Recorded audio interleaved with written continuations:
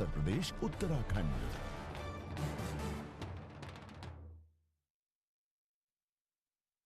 अभी तक तो ये संस्थाएं उनके लिए थीं जो सरकार में हैं, उनकी सरकार कैसे हटाएं, उसके लिए इन संस्थाओं का इस्तेमाल किया जाता था। लेकिन पहली बार देखने को मिल रहा है कि उत्तर प्रदेश में समाजवादी पार्टी की सरकार न बन जाए, इसके लिए इन संस्थाओं का भी इस्तेमाल होगा। पूरा देश जानता है कि जहां जहां चुनाव भारतीय जनता पार्टी हारने लगती है, इन संस्थाओं को आगे करती है। जहां तक ईडी, सीबीआई या अपने कागजों को दिखाने का काम, हमें बहुत पुराना अनुभव है और इसलिए अनुभव है कि भारतीय जनता पार्टी भी कांग्रेस के रास्ते पर जा रही है। भारतीय जनता पार्टी वही तरीके अपना रही है जिसमें केंद्रीय जो एजेंसीज हैं उनसे कैसे डराया धमकाया जाए। लेकिन जिस तरीके का माहौल उत्तर प्रदेश में है, योगी सरकार बचेगी नहीं। जनता ने मन बनाया है कि योगी सरकार उत्तर प्रदेश में बनेगी और इनसे ज्यादा अनुपयोगी कोई हो नहीं सकता था जिसने उत्तर प्रदेश को बर्बाद किया हो। ये अनुपयोगी हैं, अनुपयोगी हैं। इन्होंने इतना नुकसान किया उत्तर प्रदेश की जिसकी आपकी कल्पना नहीं की जा सकती है। गृह राज्य मंत्री टैनी, कौन नहीं जानता हो उन पे आरोप क्या हैं। गृह राज्य मंत्री टैनी, उन पे क्या आरोप है? क्या दिल्ली की सरकार नहीं जानती? क्या उत्तर प्रदेश की सरकार नहीं जानती? और जब उत्तर प्रदेश की सरकार की जांच में उनके नाम आ गए और कहीं ना कहीं उनके ऊपर उंगली उठी है, तो आखिरकार सरकार क्यों बचा रही है उसको? क्या कारण है कि सरकार उन्हें बचाने का काम कर रही है? जो हमारे अन्नदाता हैं, जो अपने हक और सम्मान के लिए गए थे, अपने हक की लड़ाई को लड़ने गए थे, पीछे से थार जीप ने उन्हें कुचल दिया। किसानों की जान चली गई, पत्रकार की जान चली गई। दोषी कौन है? जांच में यह बात साफ है कि देश के गृह राज्य मंत्री, उन पर उंगली उठी है, उनके बेटे पे उंगली उठी है, भारतीय जनता पार्टी के कार्यकर्ताओं पे उंगली उठी है। लेकिन आखिरकार सरकार क्यों नहीं सजा दे रही है? क्यों ध्यान हटाना चाहती है? मंच पर जो हंगामा हुआ, निषाद समाज के साथ जो धोखा हुआ, केवल निषाद समाज नहीं बल्कि पिछड़े, अति पिछड़े, दलित, अल्पसंख्यक और बड़ी संख्या में हमारे अगड़े लोग, ब्राह्मण समाज के साथ जो हुआ, कौन नहीं जानता? और मंच पर किस खुशी के साथ बुलाया गया था निषाद समाज के लोगों को। उन्हें वादा किया गया था कि आपकी सब मांगें पूरी हो जाएंगी, आरक्षण मिल जाएगा। लेकिन मुझे खुशी है इस बात की कि निषाद समाज ने अपनी मांग को नहीं छोड़ा। उन्हें अगर मंच पे भी चढ़ना पड़ा होगा तो मंच पे चढ़ गए और सरकार के कानों तक अपनी आवाज पहुंचाने का काम किया। दिन रात लगे रहे उसमें कि यह खबर न चल जाए। बड़े बड़े अधिकारी लखनऊ से ये कोशिश करते रहे, दिल्ली तक दबाव बनाया कि ये खबरें न चल जाएं कि किस तरीके के निषाद समाज वहां पर अपने हक के लिए और अपने सम्मान के लिए लड़ रहा है। ये अनुपयोगी सरकार, और कर भी क्या सकती थी? अनुपयोगी सरकार से उम्मीद भी क्या की जा सकती है? याद कीजिए जिस समय सरकार बनी थी इनकी, इन्होंने गंगा जल से मुख्यमंत्री आवास धुलवाया था। गंगा जल को पूरे मुख्यमंत्री आवास में छिड़कवाया था। कभी किसी मुख्यमंत्री ने ऐसा नहीं किया होगा जैसे ये अनुपयोगी मुख्यमंत्री ने करके दिखाया। पूरे के पूरे मुख्यमंत्री आवास में गंगा जल से छिड़काने का काम हुआ था। और जब मुझे याद है सुप्रीम कोर्ट का फैसला आ गया, माननीय सुप्रीम कोर्ट का फैसला था कि जो पूर्व मुख्यमंत्री हैं उनके घरों में वो रह नहीं सकते हैं उस समय मुझे याद है कि नेताजी इन्हीं अनुपयोगी मुख्यमंत्री से मिलने गए थे। जब मेरी जानकारी में यह बात आई तो मैंने उस समय भी रोका था नेताजी को कि आप मत जाइए इस मुख्यमंत्री से मिलने के लिए। लेकिन नेताजी को क्योंकि पॉलिटिकल शिष्टाचार में उन्हें लगा कि शायद ये घर हमारे जो लीडर ऑपोजिशन हैं उनके नाम पर आवंटित हो जाएगा, तो हम जब तक अपने घर नहीं बना पाए या रहने का इंतजाम नहीं कर पाएंगे तब तक रह पाएंगे। लेकिन मुझे याद है जैसे ही नेताजी मुख्यमंत्री आवास से बाहर निकले हैं, उन्होंने दस्तखत कर करके और तुरंत नोटिस देकर के तुरंत घर खाली कराए जाए। ये अनुपयोगी सरकार, और कैसे कोई भूल सकता है कि सरकार बनते ही एक कुदाल मंत्री को निकाल दिया था इन्होंने। वो जहां जाते थे कुदाल लेकर के जाते थे।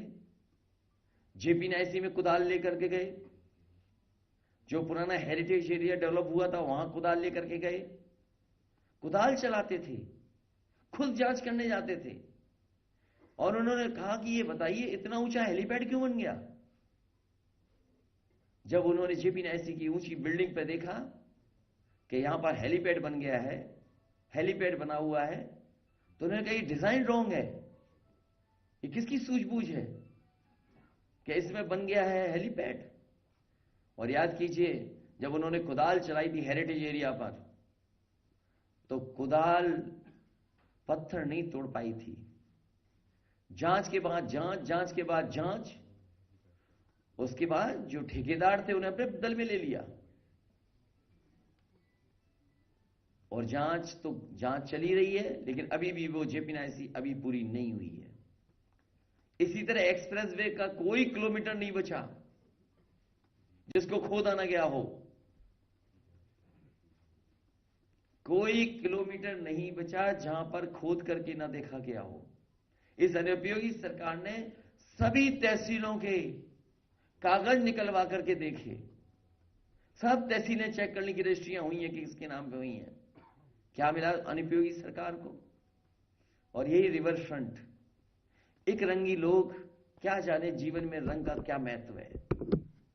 ये नदी का किनारा गोमती फ्रंट, जिसमें रोशनी होती थी शाम को, ठेले लगते थे, कारोबार होता था, लोग आइसक्रीम खाने जाते थे, घूमते थे।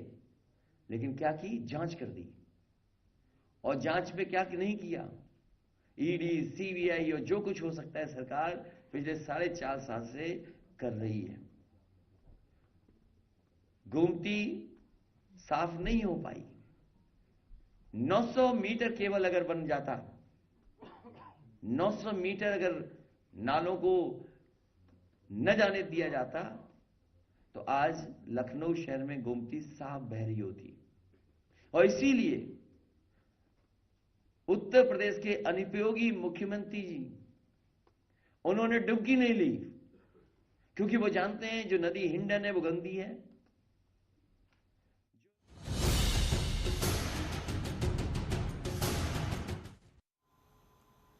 और अब बात करते हैं आज बीजेपी के होने वाली जन विश्वास यात्रा की। तो मिशन 2022 को फतह करने के लिए आज से बीजेपी की जन विश्वास यात्रा बस थोड़ी देर में ही शुरू होने वाली है। प्रदेश के 6 संगठन क्षेत्रों में बीजेपी के स्टार प्रचारक यात्रा की शुरुआत करने वाले हैं। ब्रज क्षेत्र में मथुरा से सीएम योगी और केंद्रीय मंत्री महेंद्र नाथ पांडे यात्रा को हरी झंडी दिखाएंगे। वहीं बीजेपी के राष्ट्रीय अध्यक्ष जेपी नड्डा अंबेडकर नगर से आगाज करने वाले हैं। केंद्रीय रक्षा मंत्री राजनाथ सिंह बुंदेलखंड के झांसी से यात्रा की शुरुआत करेंगे। वहीं बिजनौर से केंद्रीय मंत्री नितिन गडकरी जन विश्वास रैली को हरी झंडी दिखाएंगे। गाजीपुर में केंद्रीय मंत्री स्मृति ईरानी होंगी जो यहां से यात्रा की शुरुआत करेंगी। और बलिया से मध्य प्रदेश के सीएम शिवराज सिंह चौहान होंगे जो विश्वास रैली को हरी झंडी दिखाएंगे।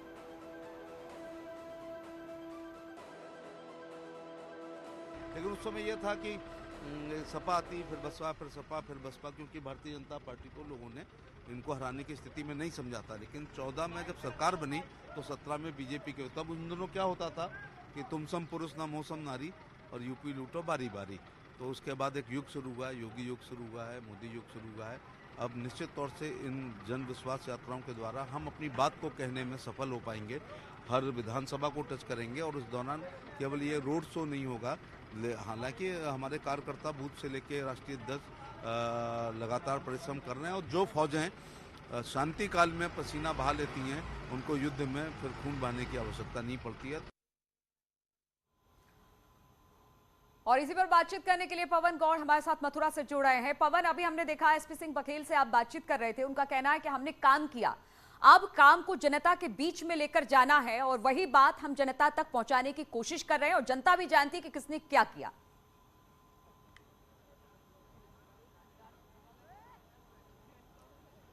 जी बिल्कुल, जिस तरह से जन विश्वास यात्राओं की शुरुआत आज से हो रही है, पूरे प्रदेश भर के अंदर 6 जगहों से जन विश्वास यात्रा की शुरुआत होगी। ब्रज क्षेत्र से, मथुरा से मुख्यमंत्री योगी आदित्यनाथ खुद इसकी शुरुआत करेंगे।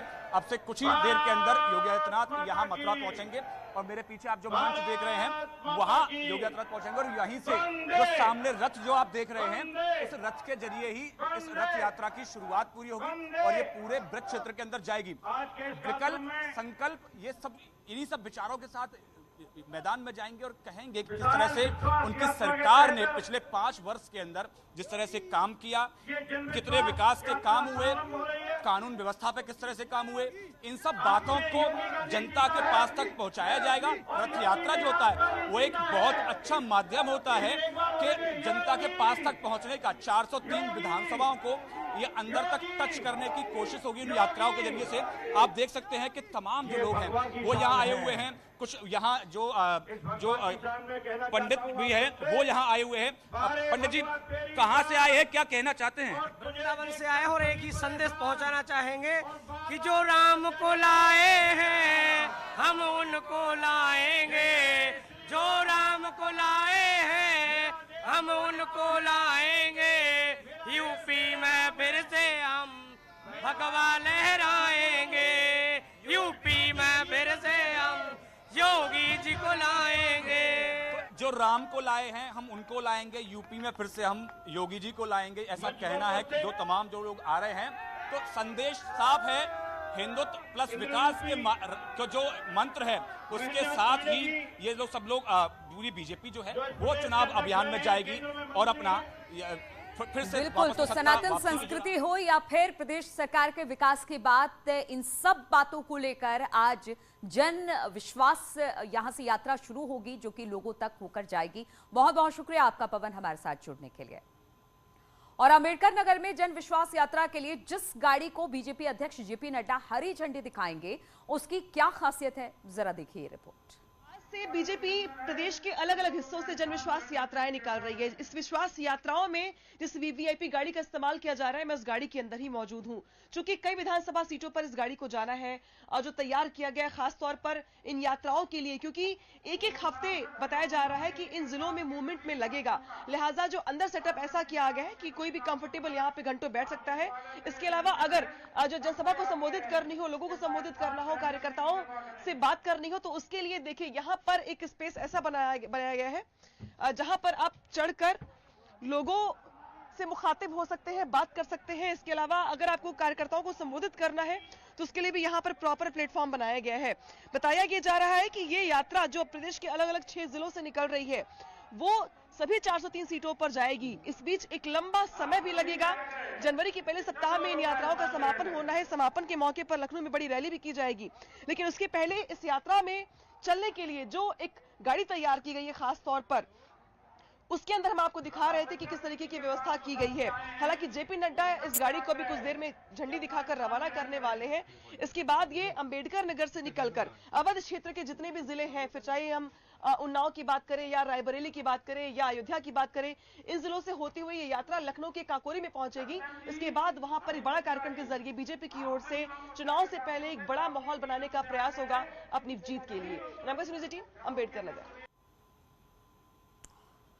और माफियाओं को लेकर मुख्तार अब्बास नकवी ने विपक्ष पर निशाना साधा है। उन्होंने कहा कि बलवाइयों, बेईमानों, बाहुबलियों की जो बंदी हुई है उससे 3B ब्रदरहुड बौखलाया हुआ है, क्योंकि उनके शासनकाल में ये 3B सिकंदर थे और आज योगी की सरकार में अंदर हैं।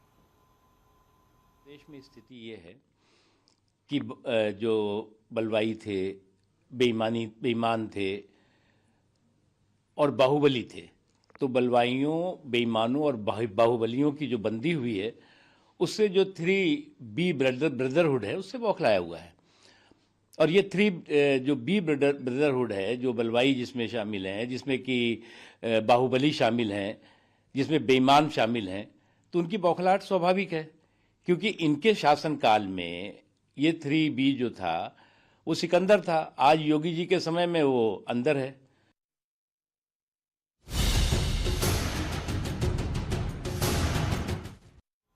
और रायबरेली में प्रियंका गांधी महिलाओं से शक्ति संवाद करेंगी। थोड़ी देर में कार्यक्रम की शुरुआत हो जाएगी। हम आपको बताते हैं, इससे पहले कांग्रेस महासचिव प्रियंका गांधी रायबरेली के चरुआ हनुमान मंदिर में पूजा अर्चना की है। रायबरेली सीमा पर कांग्रेसी कार्यकर्ताओं ने उनका जबरदस्त स्वागत किया है। तस्वीरें हम आपको दिखा रहे हैं, चरहू माता के मंदिर में पहुंची हैं और अब आज रायबरेली में है। यहां पर महिलाओं के साथ महिला शक्ति संवाद करेंगे प्रियंका। महासचिव प्रियंका गांधी अपनी मां के संसदीय क्षेत्र रायबरेली में आज महिला शक्ति संवाद करेंगी। आधी आबादी को साधने के लिए प्रियंका गांधी की ये पहल क्या रंग लाती है, ये आने वाले समय में छुपा हुआ है। लेकिन आज के इस कार्यक्रम की तैयारियां शुरू हो चुकी हैं। हमारे पीछे मंच सज चुका है, उस मंच को अंतिम रूप दिया जा रहा है। किस तरीके की तैयारी चल रही है। इस महिला शक्ति संवाद में इस कार्यक्रम में लगभग 2500 की महिलाओं के बैठने की व्यवस्था की गई है, जबकि कांग्रेस को ये उम्मीद है कि इस महिला शक्ति संवाद में लगभग 7 से 8000 महिलाएं आएंगी और जिनके साथ प्रियंका गांधी संवाद करेंगी। रायबरेली से मोहन कृष्ण, न्यूज़ 18। और रुकेंगे यहाँ पर छोटे से ब्रेक के लिए, फौरन लौटते हैं।